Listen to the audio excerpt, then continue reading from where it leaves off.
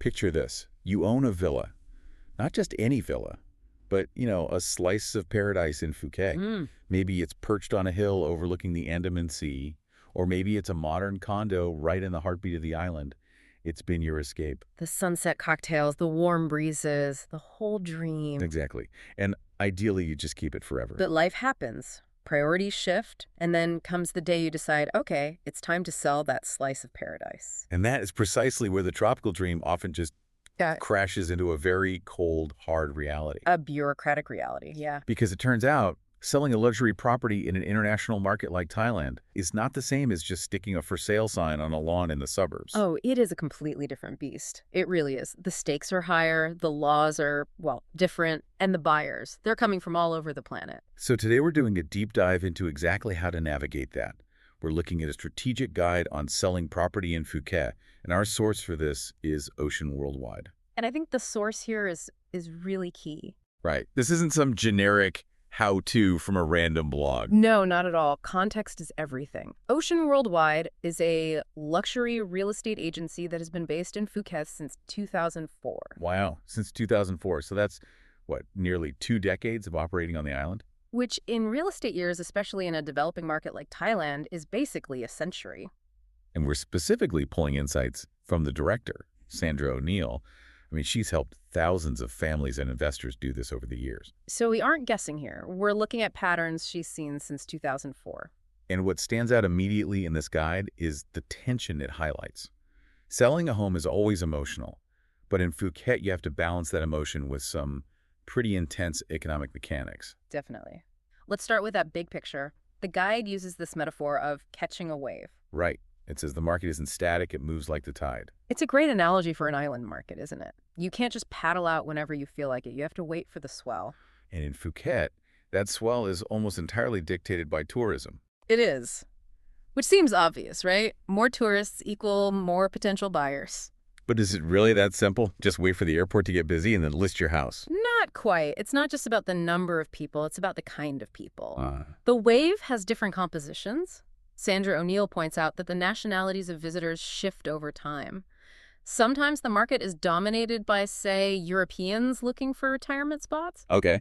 Other times it's driven by investors from Hong Kong or Singapore. So you're saying I can't just market to, foreigners as this one big group. Exactly. Not as a monolith. If the wave is coming from Scandinavia, they might be looking for sun and long-term stays. Right. But if that wave is coming from a fast-paced Asian financial hub, they're probably looking for investment yield and a quick weekend getaway spot. So if you try to sell a retirement dream to a yield-hungry investor, you're going to miss the wave entirely. That leads us to the who. The guide breaks down 3 specific buyer personas. And honestly, if you don't know which one your property suits, you're basically flying blind. You really are. So the first group is the holiday homebuyer. The dreamers. The dreamers, exactly. They want the wow factor. They want to be close to the beach. They want to land at the airport and be in their pool with a coconut in hand inside of an hour. They're buying a feeling. A total feeling. Now, contrast that with the second group, the investors. Okay, totally different mindset. Completely. They walk in with a calculator, not a swimsuit. They care about ROI, return on investment. Rental yields, management. All of that. Is the property easy to manage? Is there a management company already in place? If you start talking to them about how lovely the sunrise is, they'll interrupt you to ask about the maintenance fees. And then there's the third group, which I think is maybe the most overlooked, the full-time residents. These are the people moving their actual lives to the island, and their checklist is just completely different. They don't care about being near the noisy party strip in Patong. No, they want to know, how far is the international school? Exactly. Where is the nearest hospital? Is there a community here? It's all practical. Very. If you have a family home near the British International School, don't market it as a party villa to tourists. You market it to the expat family who needs a safe, quiet compound. You have to match the bait to the fish. Perfectly put. Okay, so let's assume we know who we're fishing for. We've identified our buyer. Now we have to look at the bait itself, the house. The guide compares prepping a house to getting ready for a quote, big date. First impressions are everything. We hear curb appeal all the time on real estate shows. Yeah. But does it really matter that much in a place like Phuket where, the view is the main selling point? Oh, it matters more. Think about the tropical environment. Right. Things grow so fast in Phuket. A garden can go from lush paradise to unruly jungle in like 2 weeks of rainy The season. green monster. It's a real thing. And if a buyer pulls up and sees weeds choking the driveway or bushes blocking the windows, they don't think nature. They think neglect. They think neglect and spiders and snakes. Yikes. Okay, point taken. It signals that the house hasn't been cared for? Right. The guide suggests landscaping is one of the highest returns on investment you can make pre-sale. Just trim it back, add some colorful plants, make it look managed. And then there's the interior. This is where the guide gets a bit ruthless. It talks about being show-ready in this 15-minute daily tidy. This is the part sellers hate. If you're living in the house while you're trying to sell it, you basically live in a state of suspended animation. You have to be ready for a viewing at the drop of a hat. Always. Make the beds, wipe the counters, hide the dirty laundry. It sounds trivial, but it triggers something called the broken window theory. Yeah, break that down for us. Well, it's a criminological theory, but it applies perfectly to real estate. If a buyer sees one small issue, like a broken window, or in this case, a flickering light bulb or a leaky tap, their brain doesn't stop there. Okay. They subconsciously assume that this one small bit of negligence is evidence of a much larger hidden negligence. So a flickering light bulb makes them think the whole electrical wiring is shot. Precisely.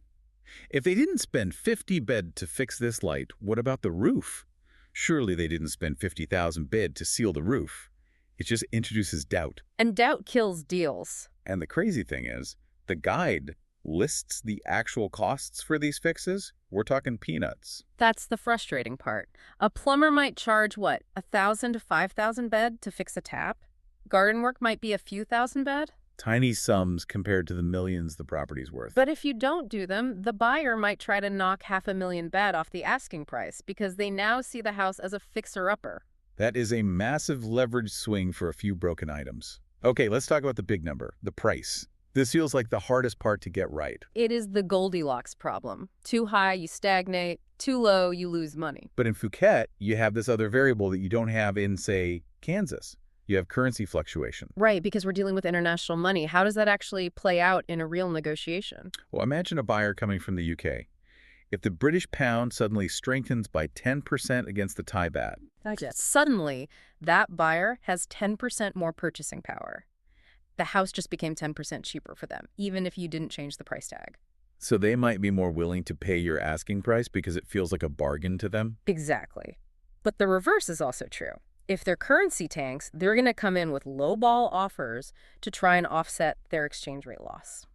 And Sandra O'Neill and her team at Ocean Worldwide really emphasize that you have to watch these global trends. You can't just look at local comps. You have to look at the purchasing power of your target demographic. Yeah. It's macroeconomics affecting a kitchen table negotiation. Absolutely. The other big pricing factor they mention is perceived value versus actual size. The lifestyle premium. That's it. You can have two condos, same square footage, same build quality. But if one has a clear view of the Andaman Sea and the other looks at a parking lot, the price difference isn't 5%. it could be 20, 30% because you're buying the sunset. You're buying the moment. You're buying that feeling of, I made it. And that feeling has a very tangible price tag. Okay, so we have the house ready. We have the price. Now we need to show it to the world. And the guide says, blurry phone pictures won't cut it. I'm always shocked that we still have to say this, but you see it all the time. Dark photos, crooked angles. The toilet seat up, or the classic photographer in the mirror shot. It just screams amateur. In a luxury market, the visual storytelling has to be pristine. Professional photography is, well, it's non-negotiable. But the guide highlights something specific for international buyers. Virtual tours. This makes so much sense. If I'm in London, I can't just pop over for an open house on Sunday. Exactly. A video walkthrough or a 360-degree virtual tour. It allows the overseas buyer to filter the property. It bridges that distance gap. And if a buyer books a flight to Phuket to see your house after watching the virtual tour, you know they are serious. You've already hooked them. Now, to get those photos looking good, the guide talks about depersonalization. And this is the part that feels emotionally tough. They call it ruthless decluttering. This is where you have to divorce yourself from the home. The guide advises removing at least 50% of your personal items. 50%. That feels like I'm moving out before I've even sold it. That's the point. You want to create a blank canvas. Okay, there's a psychology to that. There is. It's twofold. First, Space. Hmm. If your closets are stuffed to the brim, the buyer thinks, there's no storage here. If the closet is half empty, they think, look how spacious this is. And the second part. The second part is ownership. If the walls are covered in your family photos, your kids' drawings, the buyer feels like a guest in your home. Yeah. You want them to walk in and imagine their photos on the wall. You have to erase your identity so they can project theirs. You're selling a stage, and they're the main character. Perfectly put. All right, the marketing worked. We have a buyer. They love the blank canvas. Now we enter the business end. Negotiation and closing. This is where I feel like people get blindsided by the details. It happens constantly. People get so fixated on the sale price and they completely forget about the net price. Meaning what actually walks into your bank account after all the dust settles. Correct. Negotiation isn't just about that top-line number. It's about the terms. For example, is the buyer a cash buyer? Or are they waiting on a mortgage? Cash is king, right? Usually. A slightly lower offer from a cash buyer who can close in 30 days is often much better than a higher offer from someone waiting on a bank approval that might fall through in 3 months. Speed and certainty have a monetary value. And then the taxes. This is where the guide really gets into the weeds. Thailand has some very specific property taxes that can take a huge bite out of your profit if you're not ready for them. This is the legal maze where you absolutely need a guide. There are 3 main buckets of fees. First, the transfer fee. Okay. That's usually 2% of the assessed value, and typically the buyer and seller split it 50-50. Okay, 1% each. That seems manageable. Then you have stamp duty, which is about 0.5%. But here's the big one, the one that catches people out. The specific business tax. That sounds ominous. It can be. It's roughly 3.3% of the sale price. Ouch. 3.3% on a 20 million baht villa is a lot of money. It's over 600,000 baht. That's a new car. And here's the kicker. It applies if you have owned the property for less than 5 years. Ah, so it's basically an anti-flipping tax. Exactly. The government wants to discourage people from buying and selling rapidly. So if you're selling within that 5-year window, you have to factor that 3.3% into your asking price, or you'll take a massive hit. That is a crucial detail. Yeah. You really cannot afford to ignore that math. And what about the paperwork? I've heard horror stories about Thai bureaucracy. It is thorough. You need your documents in order. The 2 big ones are the Shinote and the Tabian Ban. Okay, translate those for us. The Shinote is the title deed. It's the holy grail of ownership. You need the original. The Tabian Ban is the house registration book, the little blue book. It proves the address and who lives there. You can't just show up to the land office with a photocopy and a smile. No. If you don't have these originals ready to go, the sale stock's dead. This all suggests that timing really matters. Is there a right time to put a house on the market? Well, we go right back to the seasonality of the island, the wave again. High season versus low season. High season, November to April, is when the weather is dry and the island is packed. That means maximum exposure.